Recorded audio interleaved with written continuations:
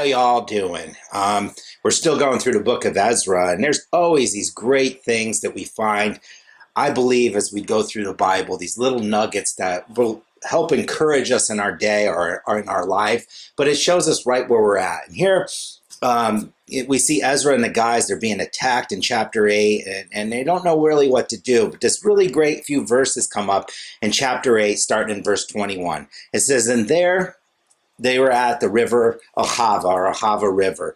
Ahava in Hebrew is the word for love, or somewhere symbolized love. So we got to think, here they are at the river of love. "I proclaimed a fast so that I can humble ourselves before our God and ask safe journey of him for ourselves and our little ones and our possessions." Ezra 8:21. To me, it's a great concept that, here's Ezra, he's looking at the world around him, and he gets down and he humbles himself, and he gets his guys to humble themselves, and he decides, we're going to just seek the Lord.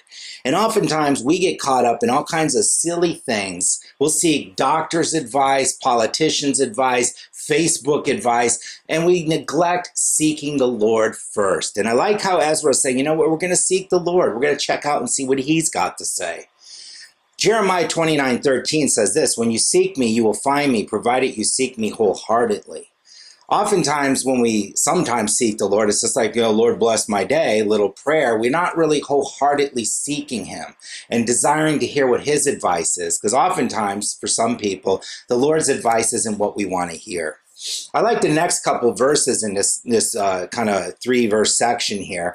And it says in verse 22, "For I would have been ashamed to ask the king for a detachment of soldiers and horsemen to protect us." Remember, Ezra's asking for protection because the people around him are attacking. And here he says, I'd be ashamed, I'd be embarrassed, so to speak, if he asked for the king to give him horsemen and protection to protect us from our enemies. "Since we had said to the king," this is the cue, or the clue here, "the hand of our God is always on all who seek him." And see, we as believers, if we say the Lord's got me covered, or I belong to the Lord, or Jesus has got this all worked out, and then we ask for advice from worldly people, shouldn't we be ashamed with that? Shouldn't we be embarrassed by that? We should be seeking the Lord.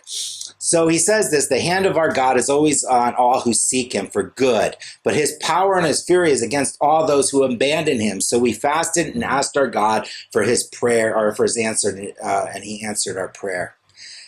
I would suggest strongly today, tomorrow, the next week, that we really start spending some serious time seeking the Lord.